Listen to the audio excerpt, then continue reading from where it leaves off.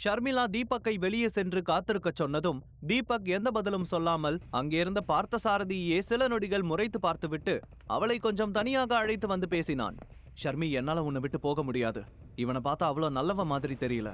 இங்க இத்தனை பேர் இருக்கும் போதே உன்னோட கையை தைரியமா பிடிக்கிறான்னா அப்ப அவன் மனசுக்குள்ள எவ்வளவு கெட்ட எண்ணம் இருக்கும்னு யோசிச்சு பாரு. ஓகே, நமக்கு இப்ப இன்வெஸ்டர் தேவைதான், அது எனக்கு புரியுது. ஆனா இவன் நமக்கு சரியானவனா இருப்பான்னு எனக்கு தோணல என்று சொன்னான் தீபக். அவனுக்கு தன் மீது இருக்கும் அளவு கடந்த அன்பினில் தான் இதை பற்றி பேசுகிறான் என்று ஷர்மிளா புரிந்து கொண்டாள். ஆனால் அவனுடைய கவலை தன்னுடைய தொழில் வளர்ச்சிக்கு தடையாக இருக்குமோ என்று அவள் பயந்தாள். தீபக்கும் ஷர்மிளாவும் தூரத்தில் கிசுகிசுப்பதை பார்த்து கொண்டிருந்த பார்த்தசாரதி அவர்களின் அருகில் வந்து, ஷர்மி, உங்களோட ரொமான்ஸ் எல்லாம் வீட்டுல போய் வச்சுக்கிறீங்களா? நீங்க என்னோட டைமை வேஸ்ட் பண்றீங்க. உங்ககிட்ட இருந்து இப்படி ஒரு பிஹேவியரை நான் எதிர்பார்க்கல. போற இடமெல்லாம் இப்படி புருஷனை கூட்டிட்டு சுத்துறதுனால எந்த பிரயோஜனமும் இல்ல. உங்களுக்கு உங்க புருஷன் கூட தான் இருக்கணும்னு ஆசையா இருந்தா வீட்லயே இருக்க வேண்டியதானே என்று கோபமாக சொன்னார். அந்த வார்த்தைகளை கேட்டதும் தீபக்கால் கோபத்தை கட்டுப்படுத்த முடியவில்லை. முஷ்டியை இறுக்கியபடி அவரை திரும்பி பார்த்து முறைக்க ஷர்மிளா தீபக்கின் கையை பிடித்து அவனை சமாதானப்படுத்தினாள். சில நொடிகள் அமைதிக்கு பிறகு தீபக் கோபத்தை கட்டுப்படுத்தி கொண்டு, நான் என் ஒய்ஃப் கிட்ட கொஞ்ச நேரம் தனியா பேசணும் என்று சொல்ல அவர் முகத்தை சுளித்துக் கொண்டே கொஞ்சம் தள்ளி நின்று கொண்டார். அப்போது தீபக் அவள் கையை பிடித்து கொண்டு, சரி ஷர்மி, உனக்கு அவன் கூட பேசுறதுல எந்த பிரச்சனையும் இல்லைன்னா எனக்கும் பிரச்சனை இல்லை. ஆனா ஒரு விஷயத்தை ஞாபகம் வச்சுக்கோ. நீ உட்கார்ந்து இருக்கிற டேபிள்ல இருந்து லெஃப்ட் சைட்ல கீழே பார்த்தா ஒரு டீ கடை இருக்கும். அங்கதான் நான் உட்காந்துட்டு இருப்பேன். அவன் உன்கிட்ட ஏதாவது ஓவர் அட்வான்டேஜ் எடுத்துக்க ட்ரை பண்ணனா ஜஸ்ட் கையை மட்டும் அசைச்சா போதும், நான் உடனே இங்க வந்துடுவேன், சரியா என்று சொன்னான். தீபக் தன் மீது இவ்வளவு அக்கறை காட்டுவதை பார்த்து அவளுக்கு ரொம்பவே சந்தோஷமாக இருந்தது. அவன் கையை பிடித்தபடி, கவலைப்படாத தீபக், அந்த ஆளை நான் ஈஸியா ஹேண்டில் பண்ணிடுவேன். அதான் வெளியே எனக்கு பாதுகாப்பா நீ இருக்கியே, அப்புறம் என்ன பயம் எனக்கு என்று சிரித்து கொண்டே சொன்னாள். அதன் பிறகு தீபக் அந்த இடத்தை விட்டு வெளியேறினான். ஷர்மிளா பார்த்தசாரதியின் அருகில் வந்து, சொல்லுங்க மிஸ்டர் பார்த்தசாரதி, உங்களுக்கு என்கிட்ட என்ன சொல்லணும்? இந்த ப்ராஜெக்ட பத்தி உங்களுக்கு என்ன தெரியணும் என்று கேட்டாள். பார்த்தசாரதி தீபக் வெளியில் செல்வதையே பார்த்து கொண்டிருந்தார். அவன் கதவை விட்டு மறைந்ததும் அவள் பக்கம் திரும்பி, உன்னோட ப்ராஜெக்ட் பிளானை பத்தி எனக்கு இன்னொரு தடவை எக்ஸ்பிளைன் பண்ணுங்க. நான் அதை பத்தி கொஞ்சம் யோசிச்சு ஒரு முடிவெடுக்கணும்னு நினைக்கிறேன் என்று சொன்னார். அவர் சொன்னதை கேட்டு ஷர்மிளாவின் முகம் லேசாக சுருங்கியது. ஆனால் அப்போது அவளுக்கு கண்டிப்பாக ஒரு இன்வெஸ்டர் தேவை என்பதால் அமைதியாக உட்கார்ந்து தன்னுடைய லேப்டாப்பை எடுத்து ஓபன் செய்து மீண்டும் அவளுடைய திட்டங்களை பற்றி விளக்க ஆரம்பித்தாள். அப்போது பார்த்தசாரதி மெதுவாக அந்த இடத்தை சுற்றி பார்க்க யாரும் தங்களை கவனிக்கவில்லை என்று தெரிந்ததும் மெதுவாக ஷர்மிளாவின் கையை பிடித்தார். உடனே டக்கென தன் கையை எடுத்துக்கொண்ட ஷர்மி, ஹலோ மிஸ்டர், நீங்க என்ன பண்றீங்க? இன்வெஸ்ட் பண்ண வந்திருக்கீங்களா இல்ல இப்படி மிஸ்பிஹேவ் பண்றதுக்காக வந்திருக்கீங்களா என்று கோபமாக கேட்டாள். தீபக் நடப்பதையெல்லாம் கீழிருந்து பார்த்து கொண்டிருந்தான். இருவருக்குள்ளும் விஷயம் சூடு பிடிப்பதை பார்த்ததும் வேகமாக மேலே சென்று ஷர்மியின் அருகில் நின்றான். இரண்டாவது முறையாக தீபக்கை அங்கே பார்த்ததும் பார்த்தசாரதி கடுப்பாக, மிஸ்டர், இப்படி சும்மா சும்மா வந்து எதுக்கு டிஸ்டர்ப் பண்றீங்க? எங்களை கொஞ்சம் டிஸ்கஸ் பண்ண விடுறீங்களா என்று கேட்டார். உன்னோட டிஸ்கஸ் எப்படி இருக்குன்னு நான் தான் பார்த்துட்டு இருந்தேனே, திரும்பவும் இப்படி பண்றதுக்கு உனக்கு வெக்கமா இல்லையா என்று கோபமாக கேட்டான் தீபக். உடனே பார்த்தசாரதி கோபமாக சேரில் இருந்து எழுந்து, மிஸ்டர், மரியாதையா பேசு. லேப்டாப் எனக்கு சரியா தெரியல, அதனால அதை கொஞ்சம் நகர்த்தி வைக்கும் போது தெரியாம கைப்பற்றுச்சு. நீ அந்த அளவுக்கு உன் ஒய்ஃபை ப்ரொடெக்ட் பண்றதா இருந்தா வீட்லயே வச்சிருக்க வேண்டியதானே. ஒய்ஃபை வேலைக்கு அனுப்பி அதுல சாப்பிடணும்னு நினைக்கிற உனக்கெல்லாம் ரோஷம் வரலாமா? உன்னால முடிஞ்சா உன் ஒய்ஃபுக்காக ஒரு இன்வெஸ்டரை பிடிச்சு காட்டு பார்க்கலாம்.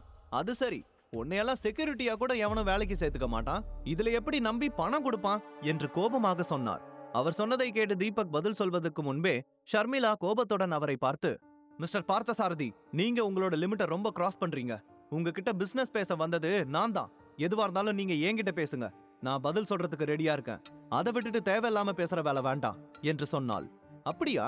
என்னோட கேள்விக்கு பதில் சொல்ல நீங்க இருக்கீங்கன்னா அப்புறம் உங்க ஹஸ்பண்டுக்கு இங்க என்ன வேலை? எதுக்கு திரும்ப திரும்ப வந்து நம்மள டிஸ்டர்ப் பண்ணணும்? உங்க ஹஸ்பண்டுக்கு உங்க மேல நம்பிக்கை இல்லையா? அந்த அளவுக்கு உங்களோட ரிலேஷன்ஷிப் ரொம்ப வீக்கா இருக்கா? முதல்ல இந்த இடத்தை விட்டு அவனை போக சொல்லுங்க. அவன் இங்க இருக்கிறது எனக்கு டிஸ்டர்பா இருக்கு என்று கடுப்பான தொனியில் சொன்னார் பார்த்தசாரதி. உன்னோட பிஹேவியரை பார்க்கும்போது எனக்கு டிஸ்டர்பா தான் இருக்கு.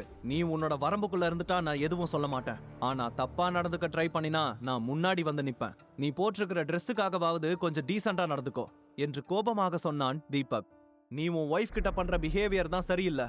ஒரு பிசினஸ் டீல் பேச வரும்போது அவங்க மேல நம்பிக்கை இல்லாம இப்படி பின்னாடியே ஃபாலோ பண்ணிட்டு வந்து வேவு பாக்குற உன்னை கல்யாணம் பண்ணனதுக்கு அவங்க பண்ணிக்காமலே இருந்திருக்கலாம்.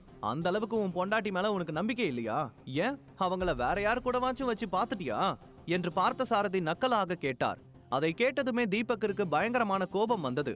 அவருடைய வார்த்தைகளை ஜீர்ணிக்க முடியாமல் அங்கே வைத்திருந்த சூடான தக்காளி சூப்பை எடுத்து பார்த்தசாரதியின் தலையில் கொட்டினான். உடனே அவர் சூடு தாங்க முடியாமல் அலறியபடி எழுந்தார். ஷர்மிளாவுக்கு அந்த காட்சியை பார்த்து பயங்கர அதிர்ச்சியாக இருந்தது. கண்களை அகல விரித்து கொண்டு தனது 2 கைகளாலும் வாயை மூடிக்கொண்டாள். பார்த்தசாரதி சூடு தாங்க முடியாமல் கத்தியவர் சில நொடிகளுக்கு பிறகு தீபக்கின் காலரை பிடித்து, எவ்வளவு தைரியம் இருந்தா ஏமாலேயே சூப்பை ஊத்துவ? நான் யார் தெரியுமா?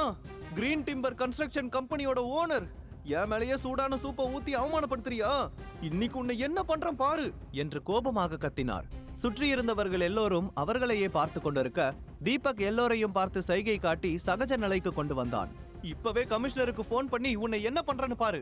என்ன அவமானப்படுத்தினதுக்கு குறைஞ்சது உன்னை 5 வருஷமாச்சும் உள்ள தள்ளல. என் பேரை நான் மாத்திக்கிறேன் என்று கோபமாக சொல்லியபடி தன்னுடைய போனை எடுத்து ஒரு நம்பருக்கு டயல் செய்தார் பார்த்தசாரதி. மிஸ்டர் பார்த்தசாரதி, ஒரு நிமிஷம் ப்ளீஸ், போலீஸ்க்கெல்லாம் போன் பண்ண வேண்டாம், எனக்கு ஒரு 2 நிமிஷம் டைம் கொடுங்க ப்ளீஸ் என்று சொன்ன ஷர்மிளா தீபக்கை அந்த ஹோட்டலின் லிஃப்ட் வரைக்கும் அழைத்து வந்தாள். தீபக், போதும், இதுக்கு மேல நீ இதுல தலையிடாத, அவரை நான் சமாதானப்படுத்திக்கிறேன், நீ போய் வெளியில வெயிட் பண்ணு என்று ஷர்மிளா சொல்ல தீபக் கோபத்தோடு அவளை பார்த்து, என்ன சமாதானப்படுத்துறியா? தப்பு பண்ணுனது அவன் தானே ஷர்மி, அவனை எதுக்கு நீ சமாதானப்படுத்தணும்? இந்த மாதிரி ஆளெல்லாம் நமக்கு தேவையில்ல, நம்ம வேற ஒரு இன்வெஸ்டரை பிடிக்கலாம், வா நாம இங்கிருந்து போகலாம் என்று சொல்லி ஷர்மிளாவின் கையை பிடித்து வெளியே இழுத்தான். ஆனால் ஷர்மிளா அங்கிருந்து வராமல் அவனுடைய கையை உதறிவிட்டாள். அதை பார்த்ததும் தீபக்கிற்கு அதிர்ச்சியாக இருந்தது. அவளையே கண்ணிமைக்காமல் பார்த்து கொண்டிருந்தான். அவன் உன்னை ஜெயில போடுவேன்னு சொல்றான், நீ ஜெயிலுக்கு போறதை என்னால தாங்க முடியாது தீபக், நான் எப்படியாவது அந்த ஆளை சமாதானப்படுத்தி அனுப்புறேன், அது வரைக்கும் நீ கொஞ்ச நேரம் வெளியில வெயிட் பண்ணு ப்ளீஸ் என்று சொல்ல தீபக் அதற்கு மேல் எந்த பதிலும் சொல்லாமல் அங்கிருந்து வெளியே சென்று விட்டான். அவன் ஏமாற்றத்துடன் வெளியே சென்றதை தூரத்திலிருந்து பார்த்து கொண்டிருந்த பார்த்தசாரதி ஏளனமாக சிரித்தார். அப்போது ஷர்மிளா அவரிடம் வந்து, சார், என் ஹஸ்பண்ட் பண்ணினது தப்புதான், அவருக்காக நான் மன்னிப்பு கேட்டுக்கிறேன், தயவு செஞ்சு போலீஸ்க்கெல்லாம் போன் பண்ணி வர சொல்ல வேண்டாம் ப்ளீஸ் என்று கெஞ்சும் தொனியில் சொன்னாள். ஆனா நான் மன்னிக்கிற மாதிரி உங்க ஹஸ்பண்ட் நடந்துக்கலையே மிஸ் ஷர்மிளா, உங்களுக்கு நான் 2 ஆப்ஷன் தரேன். ஒன்னு, உங்களோட ப்ராஜெக்ட் பிளானை நான் அக்செப்ட் பண்ணிக்கிறது, அப்படி பண்ணினா உங்க ஹஸ்பண்ட் ஜெயிலுக்கு போகணும். இல்ல உங்களுக்கு உங்க ஹஸ்பண்ட் தான் வேணும்னா ப்ராஜெக்ட்டுக்கு நான் இன்வெஸ்ட் பண்ண மாட்டேன். 2ல நான் எதை பண்ணணும்னு நீங்களே முடிவு பண்ணிக்கோங்க என்று சொன்னார். அதை கேட்டதும் ஷர்மிளா கொஞ்சம் கூட யோசிக்காமல், சார், எனக்கு என்னோட ஹஸ்பண்ட் என்று சொல்லி முடிக்கும் முன்பே பார்த்தசாரதி குறுக்கிட்டு, அப்புறம் இன்னொரு விஷயம், 2ல எது நடந்தாலும் நாளைக்கு நைட் டின்னருக்கு நீங்க என் கூட வரணும் என்று சொன்னார். அந்த வார்த்தை ஷர்மிளாவுக்கு தூக்கி வாரி போட்டது. இந்த ஆள் இதுவரைக்கும் என்கிட்ட இருந்து என்ன வேணும்னு எதிர்பார்த்துட்டு இருந்தானோ, கடைசியில அந்த பாயிண்ட்டுக்கு வந்துட்டான். தீபக் இவனை அடிச்சதுல தப்பே இல்ல என்று மனதுக்குள் திட்டிக் கொண்டாள். ஷர்மிளாவின் புருவங்கள் அதிர்ச்சியில் உயர்ந்ததை பார்த்ததுமே அவளுக்கு இதில் விருப்பமில்லை என்று பார்த்தசாரதிக்கு புரிந்துவிட்டது. ஆனால் அவளை அப்படியே விடவும் மனது வரவில்லை.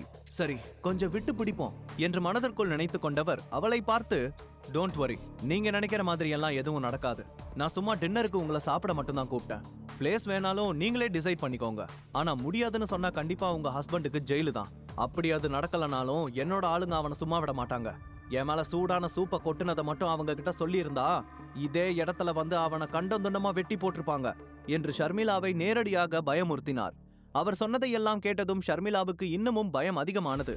என்ன முடிவெடுப்பது என்று தெரியாமல் குழப்பத்துடன் நின்று கொண்டிருந்தாள். இன்னொரு புறம் கோபமாக வெளியில் வந்த தீபக் சிதம்பரத்திற்கு கால் செய்து, Chidambaram uncle, green timber construction company owner பார்த்தசாரதிய உங்களுக்கு தெரியுமா? அந்த கம்பெனில நாம ஏதாவது இன்வெஸ்ட் பண்ணிருக்கோமா என்று கேட்டான். ஒரு 2 நிமிஷம் சென்னையா, நான் உடனே செக் பண்ணி சொல்றேன் என்று சொல்லி போனை கட் செய்தவர் அடுத்த சில நிமிடங்களில் தீபக்கிற்கு திரும்ப கால் செய்து, ஆமா சென்னையா, அவங்களோட கம்பெனில நாம கோடி கணக்குல இன்வெஸ்ட் பண்ணிருக்கோம், எக்ஸாக்ட் அமௌண்ட் எவ்வளவுன்னு தெரிஞ்சுக்கணும்னா இன்னமும் கொஞ்சம் டைம் கொடுங்க என்று சொல்ல, தேவையில்ல, நீங்க அந்த கம்பெனில எவ்வளவு இன்வெஸ்ட் பண்ணிருந்தாலும் உடனே எல்லாத்தையும் திரும்ப வாங்குங்க, அதனால நமக்கு லாபம் ஆனாலும் பரவாயில்ல, நஷ்டம் ஆனாலும் பரவாயில்ல என்று சொன்னான். அதை கேட்டு சிதம்பரம் கொஞ்சம் குழப்பத்துடன், ஆனா எதுக்கு என்று கேட்டு முடிக்கும் முன்பே, எதுக்குன்னு கேட்காதீங்க, எனக்கு அந்த ஆளோட கேரக்டர் பிடிக்கல, முதல்ல நான் சொன்னதை பண்ணுங்க என்று தீவிரமான தொனியில் சொல்லிவிட்டு போனை கட் செய்தான். உடனே சிதம்பரம் எஸ்வி குரூப்ஸ் சேர்மன் ஆதவனுக்கு போன் செய்து விஷயத்தை சொல்ல, தீபக் சாரே சொல்றாருனா அந்த பார்த்தசாரதி கண்டிப்பா ஏதாவது தப்பு பண்ணிருப்பான், நீங்க கவலைப்படாதீங்க, அந்த ஆளை நான் டீல் பண்ணிக்கிறேன் என்று கோபமாக சொல்லிவிட்டு கிரீன் டிம்பர் கன்ஸ்ட்ரக்ஷன் கம்பெனியில் இன்வெஸ்ட் செய்திருந்த மொத்த பணத்தையும் திருப்பி எடுக்கும் வேலையை கவனிக்க ஆரம்பித்தான். அது மட்டுமில்லாமல் சிட்டியில் இருக்கும் மற்ற கம்பெனிகள் யாரெல்லாம் அவரிடம் இன்வெஸ்ட் செய்திருக்கிறார்களோ அவர்களையும் திருப்பி எடுக்க வைக்க செய்தான். அவர்களுக்கு ஏற்பட்ட இழப்பிற்கு எஸ்வி குரூப்ஸே பொறுப்பேற்பதாகவும் அறிவித்தான். உண்மையில் எஸ்வி குரூப்ஸிடம் எல்லோருக்கும் நல்ல அபிப்பிராயம் இருந்ததால் ஆதவனின் வார்த்தையை யாராலும் புறக்கணிக்க முடியவில்லை.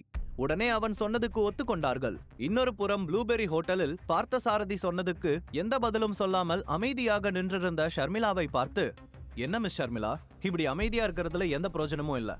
உங்க ஹஸ்பண்ட் எனக்கு பண்ணினதுக்கு கண்டிப்பா நான் அவனை ஜெயில தள்ளி இருக்கணும். ஆனா உங்களோட முகத்துக்காக நான் ஒரு சான்ஸ் கொடுத்தேன்.